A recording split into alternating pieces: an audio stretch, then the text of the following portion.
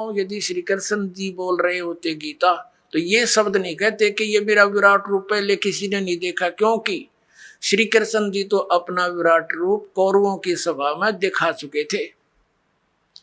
उस विराट में दिन रात का अंतर है। अपना आत्मा एक तो 60 वाट का बल्ब हो, ट्यूब हो, और एक हो 1000 वाट की, तो कितना अंतर है। ट्यूब दोनों है, लेकिन वो 1000 वाट वाली 60 वाट वाली से भिन्न होती है। तो इसी प्रकार इन दोनों ने ही विराट रूप दिखाया था, उसमें और उसमें भिन्नता थी। और ये शब्द श्री कृष्ण जी नहीं कह सकते कि पहले किसी ने नहीं देखा और आगे कोई नहीं देख सकता। तो इससे सिद्ध है गीता ज्ञानदाता श्री कृष्ण नहीं, उसके अंदर प्रवेश करके काल बोल रहा। वो 1000 भुजा का भगवान है, 1000 कला का है, सहस्रा बाहु। अब 11वें अध्याय के 21वें श्लोक में अर्जुन कहता है कि हे सहस्रा बाहु, हे 1000 भुजा वाले भगवान, अपने उसी चतुर्भुज रूप में आ जाओ। क्योंकि वो श्री कृष्ण मान रहा था उसको, और श्री कृष्ण इज विष्णु, विष्णु जी जो है ये 4 भुजा के भगवान है। अब इस दास की नजरों से आपको पता चलेगा कि श्रीमद् भगवद गीता का ज्ञान किसने बोला। और दूसरा और अन्य प्रमाण एक ये है कि श्री कृष्ण तो अर्जुन के साले थे। श्री कृष्ण की बहन अर्जुन को ब्याही थी सुभद्रा जी। अपने साले को पहचानने से भूल गया वो। श्री कृष्ण नहीं था वो। श्री कृष्ण से बाहर निकलकर वो काल देख रहा था, ऐसे भयंकर रूप दिखाया, और श्री कृष्ण अलग खड़े हैं, ओझल हो गए उसके प्रकाश में, तेज में। तब अर्जुन पूछता है, हे महानुभाव आप कौन हो, मैं आपको नहीं पहचानता। तो क्या श्री कृष्ण थे वह? और भी ढेर सारे प्रमाण हैं कि श्री कृष्ण जी ने गीता का ज्ञान नहीं कहा। श्री कृष्ण जी ने पहले कभी काल नहीं कहा अपने आप को, बाद में कभी काल नहीं कहा। श्री कृष्ण जी के पास तो ये जितनी गौवें थी, ग्वाल बाल थे, गोपियां थी, सब आकर के प्यार पाते थे, उसकी तरफ देखते रहते थे, निहारते रहते थे। क्या वो काल हो सकते हैं? तो पुण्यात्मा, श्रीमद् भगवद गीता का ज्ञान इस सर्वपुरुष ब्रह्म ने दिया, जो ब्रह्मा विष्णु महेश का पिता है। और इसी को हमारे धर्म गुरु, इसी को परम ब्रह्म बोलते हैं, इस काल को, कि ये मूर्ति रहित है, ये आकार में आया तो सदाशिव बन गया, ब्रह्मा जी बताते हैं। और फिर इसने अपने शरीर से एक स्त्री की निकाली अपने शरीर से, जो इसके श्रीअंग से अलग होने वाली नहीं थी। वो कौन थी? वो दुर्गा थी। वो परमेश्वर ने निकाली थी इस काल के पेट से, जो आपको सृष्टि रचना में बहुत बार बताया और सुनाया गया है। तो ये श्री शिव पुराण के अंदर आप देखते हो, रुद्र संहिता के अंदर आपको कल भी दिखाया था और भी दिखाएंगे समय आने पर। तो उसके अंदर स्पष्ट है कि श्री दुर्गा जी से और श्री शिव यानी इस कसत काल रूपी भगवान से विष्णु जी की उत्पत्ति हुई, इन दोनों के सृष्टि क्रम से, और ऐसे ही ब्रह्मा जी की उत्पत्ति की। और फिर विद्वेश्वर संहिता में ये आपने देख लिया, 5 बोलने वाला ये अलग है, और शिव, विष्णु, ब्रह्मा और रुद्र, ये चारों को ये उपदेश दे रहा है। तो ये काल रूपी ब्रह्म जो है, इसने गीता जी का ज्ञान बोला, और इसने अपनी सतिथि बताई कि तेरे और मेरे बहुत जन्म हो चुके अर्जुन, तो नहीं जानता मैं जानता हूं। और इसलिए परम अक्षर ब्रह्म की तरफ 18वें अध्याय के 62वें श्लोक में इसने कहा है, यदि तूने पूर्ण मोक्ष चाहिए, परम शांति की अवस्था चाहिए, तो उस परम अक्षर ब्रह्म की शरण में जा, उसकी कृपा से ही तू परम शांति को और सनातन परम धाम को प्राप्त होगा। फिर उसके लिए ऑप्शन छोड़ दिया कि उसके लिए तत्वदर्शी संतों की खोज कर, वो संत जैसे बताए तू वैसे भक्ति कर, तब तेरा पूर्ण कल्याण होगा। परमात्मा स्वयं आते हैं सतलोक से चलकर इस काल के गंदे लोक में। प्रत्येक प्राणी भ्रमित किया हुआ होता है काल के दूतों द्वारा। यथार्थ ज्ञान से कोसों दूर रखा जाता है, ताकि ये अपने कर्म बिगाड़ ले और मनुष्य जीवन को व्यर्थ करके ये चला जाए, फिर 84 लाख योनियों के कोल्हू में डाल दिया जाता है। पुण्यात्माओं, जब तक हमें ज्ञान नहीं था, हमने सत्संग सुनने को मिला नहीं था, तो हम अपने उस परंपरागत कर्म को जो हमारे दादे परदादे करते हुए आ रहे थे, उसी को अंतिम मानकर समर्पित हो चुके थे। लेकिन भगवान की कस कवच से रह रहकर आत्मा में उठा करती थी कि भक्ति भगवान की करनी चाहिए। फिर ये लोक वेद सुनने को मिला हुआ था। तो उसी आधार से कोई कभी हनुमान जी की पूजा करते, कभी श्री कृष्ण जी के गुणगान करते, कभी विष्णु जी की महिमा सुनते, कभी रामायण महाभारत सुनकर अपनी संतुष्टि कर लिया करते थे। परमात्मा ने आकर के ये ज्ञान दिया कि मनुष्य जीवन परमात्मा प्राप्ति के लिए ही प्राप्त होता है। मनुष्य जीवन पाकर के जो भक्ति नहीं करते, वो तो वैसे ही कर्म कर रहे हैं जैसे अन्य प्राणी किया करते हैं। संतानों उत्पत्ति, उन्हीं की देख रेख और सब उसके पालन पोषण में, और उन्हीं के फिर आगे संतान की कामना करते हुए हम अपना जीवन नष्ट कर जाते थे। क्योंकि मनुष्य जीवन का एक मुख्य कार्य परमात्मा की भक्ति, आत्म कल्याण ही मूल रूप से है, और इसका हमें ज्ञान नहीं था, जिस कारण से हम जो कुछ होना था हमारे भाग्य में, उसी को ये सोच रहे थे कि हम कर रहे हैं। जैसे हम छोटे से थे तब ये बुजुर्ग आपस में बैठ कर बातें किया करते थे। एक कहता था कि मेरे 2 लड़के 2 लड़की हैं, और सबको ब्याह दिया, शादी कर दी, और भगवान ने दया कर दी, सबके संतान है, और पुत्र पुत्रियां सबके भगवान ने दे रखी है। मेरा काम पूरा हुआ, अब बेशक भगवान उठा ले, यानी बेशक मृत्यु हो जाए, मेरा काम पूरा हो गया। अब हम उसी बात को फाइनल मान बैठे थे कि इतना ही काम होता है मनुष्य का। पुण्यात्मा परमात्मा के ज्ञान की रोशनी से पता चला कि ये काम जो मनुष्य जीवन से करना था, वो तो स्टार्ट भी ना किया आपने,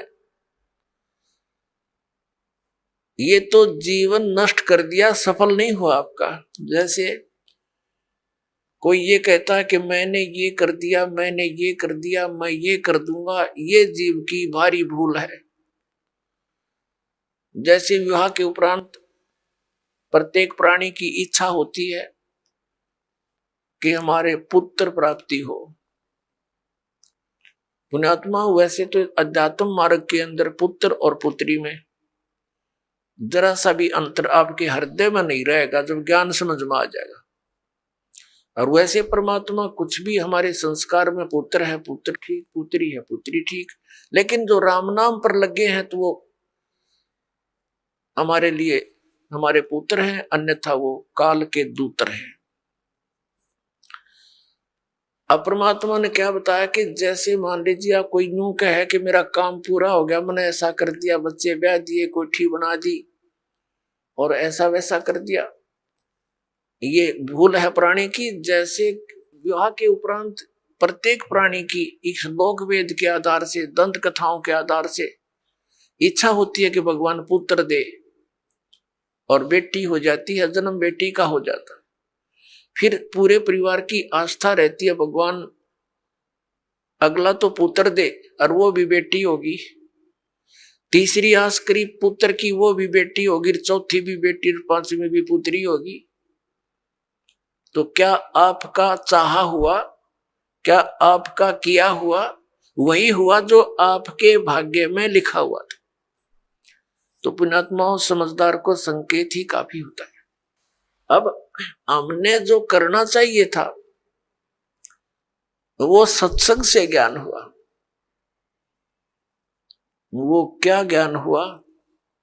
परमात्मा ने आके बताया कि जब तक ये प्राणी सुखी है, इस झूठे सुख को प्राप्त है, तब तक तो ये समझता है कि मैं बिल्कुल ठीक ठाक हूं। क्योंकि जब तक प्राणी के पूर्व जन्म के पुण्य शुभ संस्कार चलते हैं, तब तक वो कितने खोटे काम करो, उसके प्रारब्ध में लिखा हुआ पिछले जन्म का उसको पुण्य मिलता ही रहेगा। पुत्र भी होंगे, पुत्री भी होंगी, और वो संतान भी नेक हो सकती है।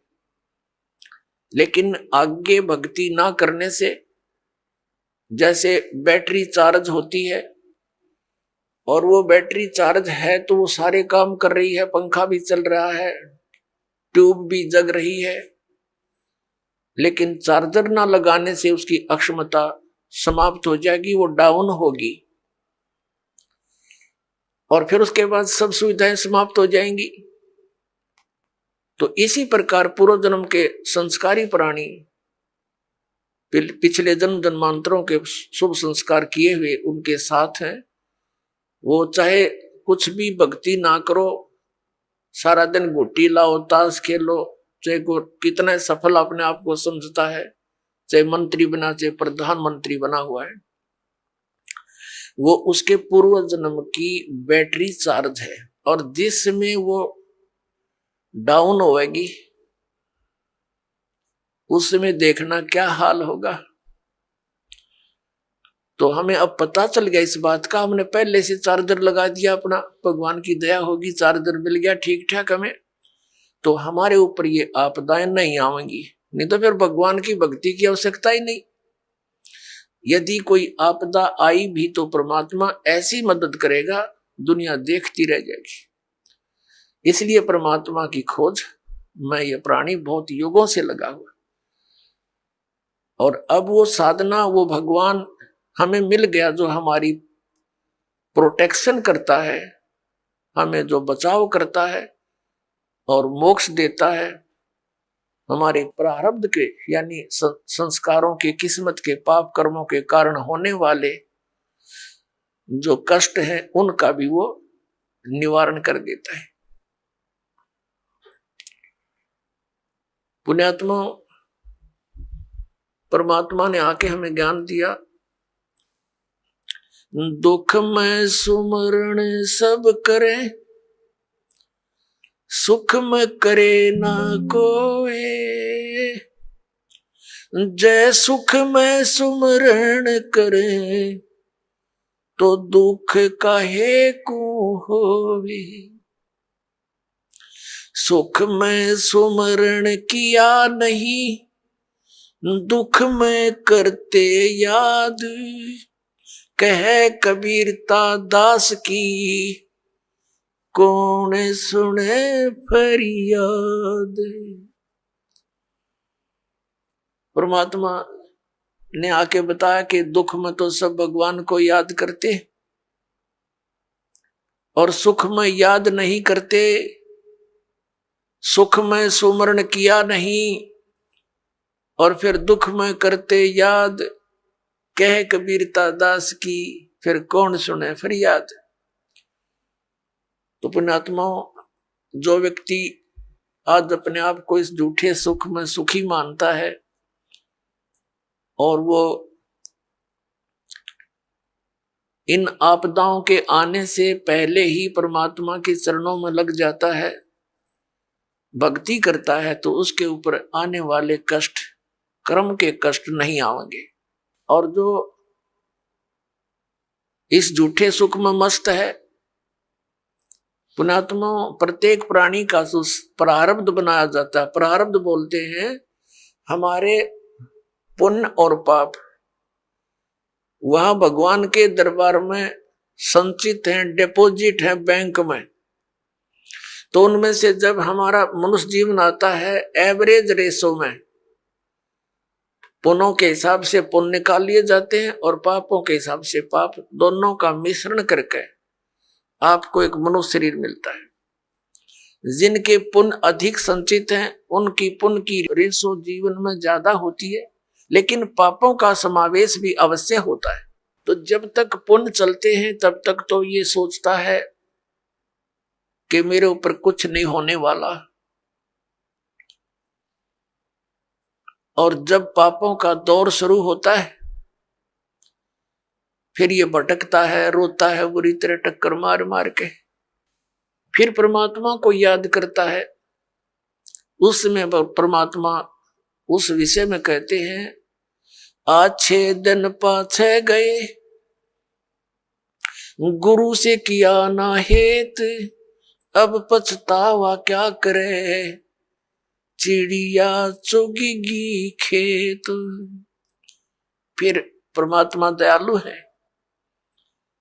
कहते हैं पीछे गई सो जान दे, ले रहती को राख, उल्टी ला चढ़ाइयो करो अपूठी चाक। अब दयालु क्या बताते हैं कि अच्छे दिन पीछे गए, सतगुरु की तलाश की नहीं, और अब क्या पछतावा करे, समय रहते अपने खेत की रखवाल करी नहीं, खेत को चिड़ियों ने खा लिया। फिर परमात्मा कहते हैं कि चेत सके तो चेत ले, आधा आधा पदा उभार, कि जो थोड़ा बहुत बचा है तेरा अब इसको संभाल ले, इसको उभार ले, अब भी बात बन जाएगी। अब क्या बताते हैं परमात्मा, जैसे कुछ बुजुर्ग लोग हैं, वृद्ध हो गए बेचारे, ये तत्व ज्ञान ना मिलने से, अध्यात्म ज्ञान ना मिलने से अपने को जो ट्रेनिंग मिलती है परिवार से, रिश्तेदारी से, कुटुंब कबीले तक, समाज से, वो केवल यही मिलती है भाई अपना करके खा ले और लेकर दे दे। ये तो एक नेक आदमी पुरुष का कर्तव्य बनता है, ये तो फर्ज होना ही चाहिए। लेकिन इसके साथ साथ हमने भविष्य का जो करना था, वो परमात्मा की साधना, धर्म, पुण्य करने थे, वो ज्ञान के बिना वंचित रह गए। और वो ज्ञान मिले सतगुरु और संत से, तो परमात्मा कहते हैं आखिर तुझको कौन कहेगा गुरु बिन आत्म ज्ञान। ठीक है, समाज संसार में रहने की विधि तो आपको समाज के लोग बता ही रहे, लेकिन आत्म कल्याण का जो मार्ग है वो संत ही बताया करते हैं, और संतों तक आप पहुंच नहीं पाते क्योंकि आप उसी ऐसे समाज में ग्रप हो गए और उन्हीं विचारों से आप संतुष्ट हो गए कि इतना ही काम है। जब सत्संग में आवांगे पता चलेगा कि मनुष्य का और भी एक आवश्यक काम है जो हमने प्रारंभ नहीं किया। दास पहले गांव गांव में जाते थे, सत्संग करता था। एक गांव में दो भाई थे, एक ने उपदेश ले लिया था, एक उनके पिताजी थे, बहुत नेक आत्मा थे, लेकिन इस ज्ञान के अभाव से वो इन सत्संग आदि के नाम से बहुत खिंचते थे। हम वहां 3 दिन का पाठ करते थे जैसे यहाँ चलता है, और 3 दिन तक 2-2, 3-3 बार टाइम में सत्संग करते थे। गांव घर वालों को समझाते थे, क्योंकि नया भगवान, नया ही ज्ञान, कई दिन तक लगातार समझाने से कुछ बुद्धि में आता है ये। तो हम सत्संग कर रहे थे, उन घर वालों ने अपने सभी भाईचारे को कह दिया था कि हमारे घर में 3 दिन कोई भी हुक्का बीड़ी तमाकू का प्रयोग करने नहीं आवे, या घर में बीड़ी तमाकू लेकर भी नहीं आवे। तो क्या हुआ कि उनका बूढ़ा ऊपर चौबारे में, आंगन में, गर्मियों के दिन थे, ऊपर हुक्का भर कर बैठ गया दूसरे भाई अपने पुत्र के घर पे। हम सत्संग करते रहे। तो जब सत्संग समाप्त होने को हुआ, रात, पहले दिन सत्संग सुना दिन में, फिर रात ने सुना, तो अगले दिन वो रात्रि के समय सत्संग समापन हुआ, बूढ़ा नीचे आ गया, लगभग 70 वर्ष की आयु थी उसकी। अब वो आके हमारे पास बैठ गया जमीन पे, और उसकी पुत्र वधू ये सोच रही थी बूढ़ा पता नहीं क्या बोल लगा महाराज जी को, पता नहीं क्या कह देगा यू, क्योंकि इनने कभी ये काम देखे नहीं और पता नहीं क्यों आ गया यू तो बहुत चिढ़ा करता है इन बातों से। वो बैठ के और आंखों में पानी भर आया, रोने लग गया। मैंने पूछा क्या बात होगी बाबा, क्या बात है, क्यों रो रहे हो आप? ने बोला जी जो ज्ञान आपने सुनाया ये बात तो आज तक हमने कदे सुनने को ना मिली। हमने तो लक्ष्मी चंद की रागनी सुनी है और कोई सांग सिनेमे देखे, और मैं तो इतना मेहनती आदमी था, इन पुत्रा के 2-4 किले आवे थे, मैंने इनके 12 किले बना दिए, 12 एकड़ जमीन, 8 एकड़ और मोल ली मेहनत कर करके। और ईब मेरा क्या होगा, मैं तो 70 साल की उम्र होगी मेरी, अब मैं क्या करूंगा, क्या बनेगी मेरे साथ में? मैंने तो इस ज्ञान से सारी रात नींद आनी बंद होगी और अब मेरा खाना पीना भी छूट गया, अब क्या बनेगा मेरा, क्या होगा? मेरी तो उम्र जाली। और उसकी पुत्र वधू भी वहीं बैठ की, बूढ़ा आज तो बहुत अच्छा बोला, और वह ध्यान से सुना कि जो क्या हो गया बुढ़े के एकदम।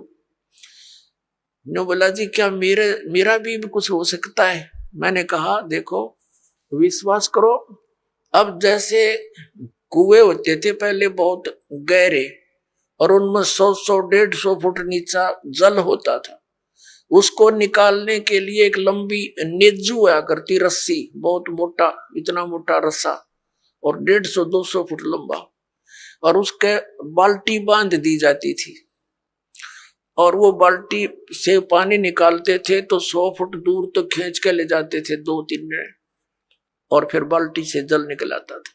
तो मैंने कहा कि जैसे कुएं में बाल्टी जा रही हो और नेजू हाथ से छूट गई रस्सी, और वो तो जा रही है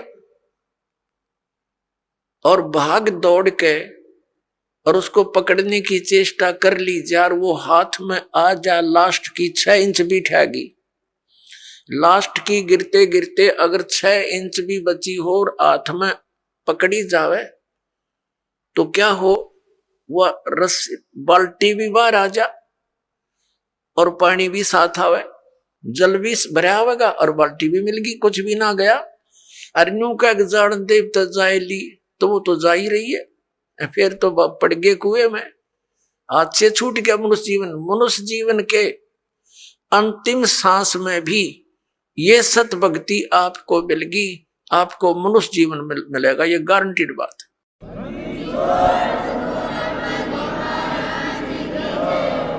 और आप क्या तो अभी 70 वर्ष है, एवरेज 80-90 तो मानते हैं मनुष्य की आयु, और आप तो स्वस्थ दिखाई देते हो, करड़े हो, खूब तगड़े, और नाम लो पर ओका बीड़ी शराब तमाकू ये छूना नहीं पड़ेगा, और आन उपासना कुछ नहीं करोगे। ये बाबे गांव गुम में इतने डेरे डेरे बन रहे हैं, या अन्य जो समाध पूजा तीर्थ व्रत ये नहीं करने होंगे।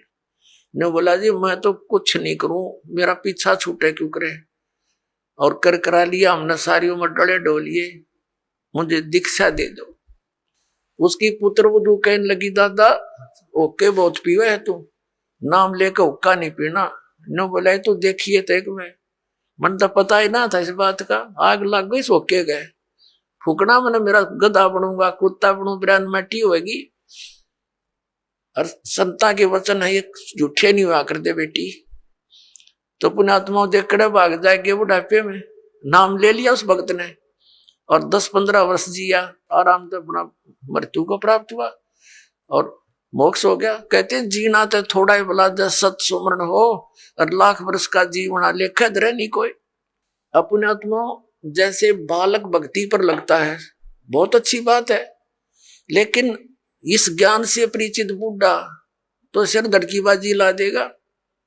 न पता है उसने तो रोज पता है ना मेरा कल टिकट कट जाए तो स्लोप में लिया जीवन, कतीनो ढलान में है, लास्ट दिन के रहे जा 60 साल पाछे तो उल्टी गिनती शुरू हो जाए। ध्यान रखनी चाहिए बुढ़ा ने, और डट के करे भक्ति अपना पीछा छुटवावे। और ईब तो न्यू बड़े रहे। जैसे एक कवि का एक शब्द है, बिना ज्ञान के ऐसे दुखी होते हैं। एरे नर धोखे धोखे लुट गया आगी अंत घड़ी रे आगी अंत घड़ी। एरे नर धोखे धोखे लुट गया आगी अंत घड़ी रे आगी अंत घड़ी। तो फिर क्या कहता है, पोता ब्यालो या मन में रही और एली करवा दो खड़ी। टिकट कटन न हो रही है और ये आस्था लाए बैठा है कि भगवान एक पोता और ब्याह जा, फिर बेशक मर जाऊं। और फिर नो कहीं एक छोरे किया, एक और मकान बन जा, बस फिर क्या कहने बेशक मर जाऊं। बता, इस प्रकार की आस्थाएं अज्ञानता से वृद्ध अवस्था में ये ज्यादा बढ़ जाती है। और जब ज्ञान हो जाएगा तब अपना माला लेके और बैठ जा कुण में, ना ताश खेले, ना होके पाड़े, ना गप्पे मारे, दिन रात एक करके अपना भक्ति करा के पीछा छुड़वा। तो इस प्रकार पुण्यात्मा परमात्मा कहते हैं, पाछे गई सो जान दे और ले रहे तीन राख, उल्टी ला चढ़ाइयो करो अपुटी चाक। आगम निगम को खोज ले बुद्धि विवेक विचार, उदय अस्त का राज मिले तो बिन नाम बेगार। अब क्या कहते हैं परमात्मा, क्या कहते हैं परमात्मा के याद दिलाना चाहते हैं कि जरा सा कुछ विवेक से काम ले ए प्राणी। अगम निगम को खोज ले और बुद्धि विवेक विचार, उदय अस्त का राज मिले तो बिन नाम बेगार। बेगार क्या होती थी, हम छोटे थे उस समय ये 3 व्हीलर चले थे पेट्रोल के, जिसने ये गणेश बोले हैं। और हमारे गांव से लखन माजरा तक एक गणेश चलते थे, 2 टेम्पू थे वो। उनमें से एक दिन नहीं आया तो अगले दिन उससे पूछा उसके साथी ने कि कल कहाँ चला गया था। उसने बताया मैं कल बेगार में फंस गया था। बेगार क्या होती थी, पहले इन पुलिस वालों के पास गाड़ी गुड़ी तो होती नहीं थी और किसी को पकड़ लेते थे, ऐसे को भाड़ा करने वाले को कहीं रेड लगानी होती, कोई चोर उचक्का पकड़ना होता तो उसने पकड़ ले जाते, सारा दिन उसकी रेल बनाए रखते। वो तेल भी अपने दोहरे डालता और सारा दिन इधर चल उधर चल, सुबह पकड़ लेते, रात के 12 बजे छोड़ते, 1 मिनट का चैन नहीं और खर्चा करते हैं। तो वो बता रहा था कि कल बेगार में फंस गया, 200 रुपये का खर्चा हो गया। उसमें तेल बहुत सस्ता था, पेट्रोल भी 1-1.5 रुपया 100 रुपये लीटर था। और उस दिन की दिहाड़ी गई, 200 रुपये का खर्च तेल पानी में लग गया। सारा दिन धक्के खाता, इंडिया में मिला, 1 बजे छोड़ा, सुबह ले गए थे पकड़ के, रात के 1 बजे।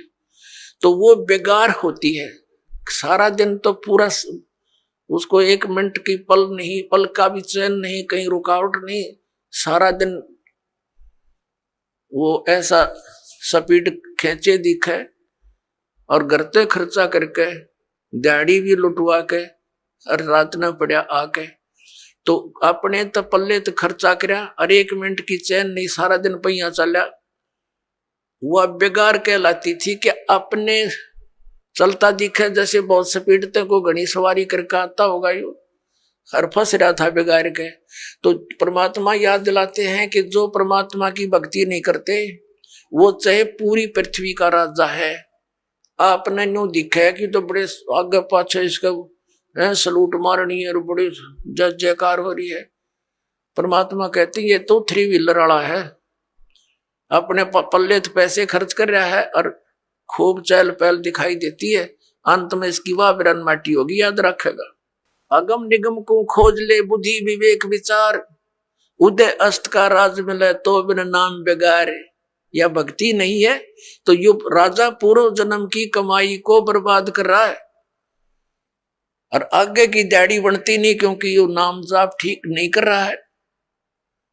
तो इसलिए परमात्मा कहते हैं बिन उपदेश अचंभ है, ये क्यों जीवत है प्राण, भक्ति बिना काठोर है, ये नर नाही पाषाण। परमात्मा कबीर परमेश्वर जी कहते हैं कि बिना उपदेश लिए, बगैर गुरु धारण किए ये मनुष्य, ये जीव किसको आधार मान के जी रहा है। मुझे इस चीज का आश्चर्य हो रहा है। और भक्ति बिना काठोड़ है, ये नर नाही पाषाण। ये तो पत्थर हैं जब इस मनुष्य जीवन को बर्बाद कर रहे हैं, ना कोई आधार। यदि हम बच्चों को आधार मानते हैं तो हमारी ये मृत्यु हो जाती है, तो बच्चे हमारे कहां से हुए। हमारे सामने बच्चों की मृत्यु हो जाती है तो ये आधार निराधार था, हमारा भूल थी हमारी कि हम इसीलिए जी रहे थे। हमारा आधार होना चाहिए मोक्ष, और मोक्ष के लिए पूर्ण संत की आवश्यकता होती है, सत भक्ति की आवश्यकता होती है। तो वो सभी समय संयोग इस कलयुग में आकर इकट्ठे होते हैं, जो अब आपके लिए रजा कर रखी भगवान। संत पूरा हो, पूर्ण परमात्मा की भक्ति हो, शास्त्र अनुकूल हो, अधिकारी हो नाम देने का, तो ऐसे संयोग, ऐसे नंबर कदे कदे जुड़ा करे जो आज सारे नंबर मिल गए। और अब केवल नाम लेना है, बुराइयों से बचना है, मोक्ष हो जाएगा। परमात्मा क्या कहा करते हैं, यो सौदा फिर नाही संतो, यो सौदा फिर नाही, यो सौदा फिर नाही रे संतो, ये सौदा फिर नाही। लोहे जैसा ताव जात है, लोहे जैसा ताव जात है, ये काया दे सराही रे संतो, यो सौदा फिर नाही। ये सौदा फिर नाही संतो, यो सौदा फिर नाही। ये मनुष्य जीवन का मिलना बार बार नहीं होता। किसी सदग्रंथ को उठाकर देख लो, किसी महापुरुष के विचार देख लो कि मानुष जीवन दुर्लभ है, ये मिले न बारंबार, और जैसे तरवर से पत्ता टूट जाए वो फिर नहीं लगता डार। परमात्मा कहते हैं कबीर साहब जी के इड़की दे दे रोएगी सुरता जो तू चलेगी अकेली। जिस परिवार के लिए तू सारा दिन केवल इस पशु जैसे कर्म में ही लीन रहता है, और जब तेरी मृत्यु होने का समय आ जाएगा, अचानक बीमारी भयंकर हो जाती है लाइलाज, फिर वो सोचता है कि अब मेरा क्या बनेगा भगवान, मेरे बच्चे रह गए, इनका क्या होगा। परमात्मा कहते हैं तू भक्ति कर, मेरी शरण में आ, तेरी आयु भी बढ़ाऊंगा, तेरे बच्चों की भी रक्षा करूंगा। इसलिए भगवान की खोज हम कर रहे थे, भक्ति कर रहे थे कि हमारा ऐसा बुरे टाइम में भगवान मदद किया करता है। तो परमात्मा कहते हैं तू मेरी शरण में आ, फिर लग ढंग से। मानुष जन्म दुर्लभ है, ये मिले न बारंबार। कहते हिड़की दे दे रोएगी सुरता, आत्मा को कह रहे हैं जब तू चल लेगी अकेली। जिस परिवार को अपना मान रहा था वो तो यहीं रह गया, तेरी बांह पकड़ के ले जाएंगे यम के दूत। फिर नो कह पछाड़ खा खा रोएगी तू आत्मा, क्योंकि तेरा कोई संभालने वाला होगा नहीं, तेरा भगवान परमात्मा साथ दे नहीं, क्योंकि आपने उसकी साधना की नहीं विधिवत। और यदि आपने सत भक्ति कर रखी है और आपका यहाँ से जाना भी तो है ही सभी ने, लेकिन मालिक आपके साथ खड़ा पाओगा जब कहेगा बेटा मेरे साथ, और यम के दूत दूर हो जाएंगे, एक दूर कति 100 कोस दूर खड़े पाओगे। तो हमने उस दिन की भी अब थोड़ी सी चिंता करनी चाहिए जब संसार छोड़कर चलेंगे। इंसान घर से चलता है और जाने से पहले वो रात के सटे की चिंता पहले करता है कि कहाँ रुकूंगा, कोई धर्मशाला का या कोई रिश्तेदारी का कनेक्शन खोज करता है। और जब संसार छोड़कर जाता है ये कभी सोचता है नहीं अब कहाँ जाऊंगा, आगे कहाँ ठिकाना है मेरा। कबीर परमेश्वर जी ने आके बताया है, आदरणीय गरीबदास साहिब जी को मिले, उनको सचखंड लेकर गए, वापस छोड़े, फिर उनकी महिमा को गरीबदास साहिब जी ने उन्हीं द्वारा दिए गए ज्ञान को इस प्रकार बताया है। आगे गए ना बावड़े, रहते भी सब जाही, बिन साहेब की बंदगी कहीं ठोड़ ठिकाना नहीं। जो पहले चले गए हमारे पुरुष, वो तो बताने आए नहीं हमारी गिल के बुंडी बनी या अच्छी बनी, और शेष बच्चे ये भी सब जाएंगे, और बिन साहेब की बंदगी यानी परमात्मा की भक्ति बिना कहीं ठोर ठिकाना ना। अब परमात्मा कौन है? गीता जी अध्याय नंबर 15 के श्लोक नंबर 16 और 17 में 3 पुरुष बताए, सरपुरुष और अक्षर पुरुष। सरपुरुष ये ब्रह्म है, अक्षर पुरुष ये पर ब्रह्म कहलाता है। सरपुरुष केवल 21 ब्रह्मांड का स्वामी है, ये ब्रह्म है, और अक्षर पुरुष 7 संघ ब्रह्मांड का मालिक है। गीता जी अध्याय नंबर 15 के श्लोक नंबर 17 में कहा कि उत्तम पुरुष है तू अन्य परमात्मा इति उदाहरते। वो इन दोनों से श्रेष्ठ परमात्मा वास्तविक भगवान तो कोई और है जिसको परमात्मा कहते हैं, और वही तीनों लोकों में प्रवेश करके सबका धारण पोषण करता है। अब परमात्मा की भक्ति बिना, अब हमारा परमात्मा हमारा साहिब कौन है? कबीर साहिब है, वो परम अक्षर ब्रह्म है, उसका कभी विनाश नहीं होता। उसकी साधना करने वाले प्राणी फिर लौटकर कभी संसार में जन्म मृत्यु में नहीं आते। गीता जी अध्याय नंबर 18 के श्लोक नंबर 62 और गीता जी अध्याय नंबर 15 के श्लोक नंबर 4 में यह कंसेप्ट क्लियर है। गीता ज्ञानदाता कहता है कि उस परमेश्वर की शरण में जाओ, उसकी कृपा से तो परम शांति को, सनातन परम धाम को प्राप्त होगा, और जहां जाने के बाद साधक फिर कभी लौटकर वापस संसार में नहीं आते। उस परमात्मा की भक्ति करो, वो गीता ज्ञानदाता से दूसरा है, अन्य है। अब क्या बताते हैं कि बिन साहेब की बंदगी कहीं ठोर ठिकाना ना। यदि हम ब्रह्मा विष्णु महेश या ब्रह्म या परब्रह्म यानी अक्षर पुरुष की भक्ति करते हैं तो जन्म मृत्यु सदा बनी रहेगी। इनकी भी जन्म मृत्यु है, और इनके अंतर्गत जितने प्राणी हैं उनकी भी, इनके साधकों की भी जन्म मृत्यु सदा बनी रहेगी। अब जैसे आप जी यहाँ खूब आराम से रह रहे हो, बच्चे हैं, पोते हैं, पोतियां हैं, या वैसे अभी बच्चे छोटे हैं, पढ़ रहे हैं, माता पिता हैं, या विवाह हुआ है तो आशाएं हैं संतान हो उसकी, उनके ऐसे परवरिश करूंगा।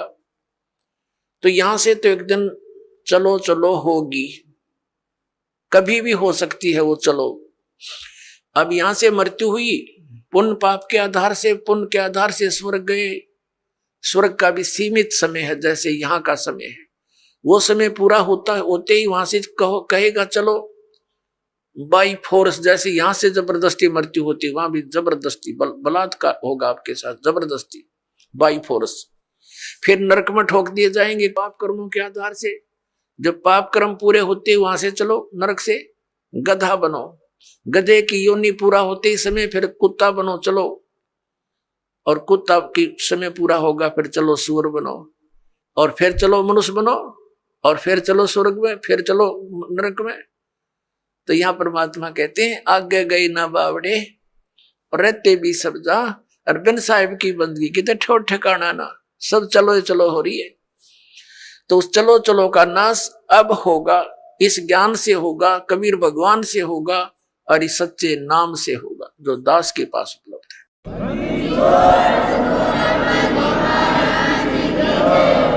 और इसका एक बेनिफिट और होगा हमें कि हमारे इस जीवन में हमारे परिवार की आपदाएं भी टलेंगी। आपकी आयु शेष नहीं है, आपकी आयु बढ़ाएगा ये वो भगवान है जो उम्र भी बढ़ा देता है। आपके बच्चों की, आपके परिवार की रक्षा करेगा, आपके रिश्तेदारी तक भी परमात्मा आपको दुखी ना होने के कारण वो वहां तक भी आपके रक्षा करेगा कि मेरी आत्मा को चोट ना पहुंचे, वहां तक सुख देने की चेष्टा करेगा। ये ऐसा परम पिता है, ये कबीर भगवान है। अब प्रसंग चल रहा है, ये सौदा फिर ना ही संतो यो सौदा फिर ना ही, लोहे जैसा ताव जात है काया देश राही। 3 लोक और भवन चतुर्दश सब जग सौदे आही, और दुगने तिगने किए चौगने किन्हु मूल गवाही। ओए होए, ये मनुष्य शरीर ऐसा जानो जैसे कारीगर होते हैं, जैसे हम किसान परिवार में जन्म था दास का। घर वाले कह देते थे कि जाओ ये हल की जो फाली है इसको नुकीली बनवा के लानी है, लोहार के ले जा। लोहार के ले जाते थे, वो भट्ठी में दे देता था उसको और एरण को घुमाता था। जब वो बिल्कुल लाल हो जाती थी फाड़ी, कुछ जो हल में लोहे की है डंडा सा इतना लंबा, और वो जब कति गर्म हो जाती थी तब तुरंत निकाल कर और एरण पे धर देता था और कहता था घण लगाओ, जोर जोर से मारो ना ठंडी हो जाएगी, फिर कोई फायदा नहीं। तो तुरंत यानी गर्म लोहे पर तुरंत चोट मार के उसको बिल्कुल नुकीली बनाकर और दे देता था। ऐसे ही गर्म लोहे पर चोट लगाकर ये लोहार लोग, कारीगर, जैसे ये पेचकस वगैरह और जो भी पलटा चम्मच ये बनाते थे। तो जब गर्म है, गरम गरम पर चोट लगा दी, लोहे के साताव है ये, तो वो तुरंत उसका जो बनाना चाहते वो बन जाता है। जरा सा ठंडा हो जाए तो बेशक उस पर थोड़े मारे जाओ, उसका कोई यूज नहीं, बांगा टेढ़ा बन जाएगा। तो इसी प्रकार परमात्मा ने बताया कि ये आपका मनुष्य शरीर जब तक है ये लोहा गर्म है आपका, और इस गर्म लोहे पर चोट मार गए तो कुछ बन जाएगा नहीं, ये लोहा ठंडा हो गया, मृत्यु होगी, फिर तबांगे टेढ़े मुंह हो जाएंगे कुत्ते गधे सुअर के, वह वस्तु नहीं बनेगी जिसके लिए ये गर्म लोहा हो कर रखा था। तो ये जब तक ये लोहे जैसा ताव जात है और काया देश राही, ये मनुष्य जीवन आपका बर्बाद हो रहा है, इसको संभाल ले। फिर क्या बताया है कि 3 लोक और भवन चतुर्दश ये सब जग सौदे आही, और दुगने तिगने किए चौगने किन्हु मूल गवाही। पुण्यात्माओं, जैसे कोई बिजनेसमैन 10-5 लाख रुपए लेकर के दूसरे शहर में जाता है, वो उस मूल धन है उसका वो 5 लाख रुपए, वहां जाकर किसी धर्मशाला में या होटल में कोई कमरा किराए पर लेता है। उसने वहां जाकर के उस मूल धन को दुगना तिगना चौगुना बनाने के लिए बिजनेस करना चाहिए, जो उद्देश्य लेकर वो गया है। तो जो उससे वो लाभ उठाता है, सौदा करता है, बेचता है, करता है, तो दुगने तिगने बना रहा है। और यदि कोई उस मूल धन से ही गुटी लगा रहा, शराब पीता है, किराए होटल का किराया भी दे रहा है, गुटी लावर खावे, अच्छा मालस हो जावे, तो वो अपने मूल का नाश कर रहा है, मूल धन को बर्बाद कर रहा है। जो उद्देश्य लेकर गया था 5 लाख रुपए के, उसने 15 लाख बना लिए, तो वो हो गया सफल। और जिसने मूल धन का भी नाश कर दिया वो हो गया असफल, और वो बन गया कर्जवान और मजदूर। जैसे किसी से कर्ज लेकर जाते थे पहले पुराने समय में, वो क्या करते थे, कोई गरीब व्यक्ति उसका कर्ज वापस नहीं दे सकता था ऋण, तो उसको मजदूर लगा लिया करते थे कि मेरी मजदूरी कर, पूरे कर। तो परमात्मा कहते हैं ये मनुष्य जीवन आपको श्वास की पूंजी मूल धन मिला हुआ है, इस मूल धन से आपने दोगुने तिगने चौगुने करने चाहिए थे। और जिसको सत्संग सुनने को नहीं मिला उन्होंने अपने मूल का नाश कर दिया। परमात्मा कहते हैं कि दुगने तिगने किए चौगने किन्हु मूल गवाही, यो सौदा फिर नाही संतो, यो सौदा फिर नाही। अब दुगने तिगने कौन कर रहा है और मूल धन का नाश कौन कर रहा है? दुगने तिगने वो कर रहे हैं प्राणी जो सत्संग को समझकर परमात्मा का उपदेश ले लेते हैं, भक्ति करते हैं, दान करते हैं, सेवा करते हैं, परमात्मा की भक्ति करते हैं। वो अपने इस मनुष्य जीवन की पूंजी को दुगना तिगना चौगुना बना रहे हैं, वो साहूकार हो रहे हैं। और जो इस मनुष्य जीवन के अंदर अपना केवल अपने निर्वाह तक सीमित हैं, गुटी लाई सो गए, सिनेमा देखा, ताश खेले हैं और बकवादा में बड़े रहे, सिनेमा देखा, तो वो अपने मूल धन का नाश कर रहे हैं। उसके बाद फिर परमात्मा क्या बताते हैं, जो भक्ति नहीं करते क्या बताते हैं कि ये दम टूटे पिंडा फूटे हो लेखा दरगाह माही, और उस दरगाह में मार पड़ेगी, तेरे यम पकड़ेंगे बाही, यम के दूत तेरी बाजू पकड़ के ले जाएंगे यहां से। और जा दिन की वो डरनी लागे लज्जा रे अकनाही। फिर क्या बताते हैं परमात्मा कि जा सतगुरु की मैं बलिहारी जो जामन मरण मिटाही।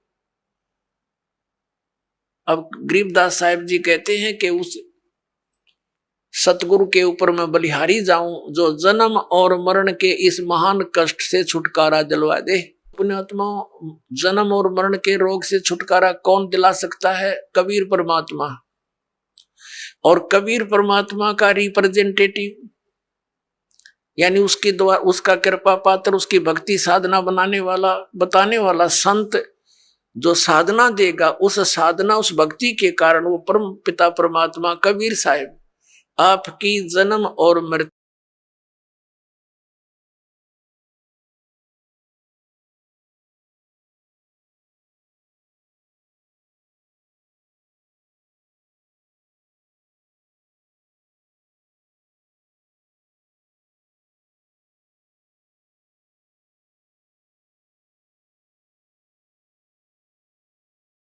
के बोलता है। ये खुद कहता है दूसरे अध्याय के 12वें श्लोक में, चौथे अध्याय के 5 और 9 श्लोक में गीता जी में, अध्याय नंबर 10 के श्लोक नंबर 2 में गीता जी। ये गीता ज्ञानदाता कहता अर्जुन तेरे और मेरे बहुत जन्म हो चुके, तू नहीं जानता मैं जानता हूं। तो इसकी भक्ति करने वाला जन्म मरण से कैसे छूट सकता है? ये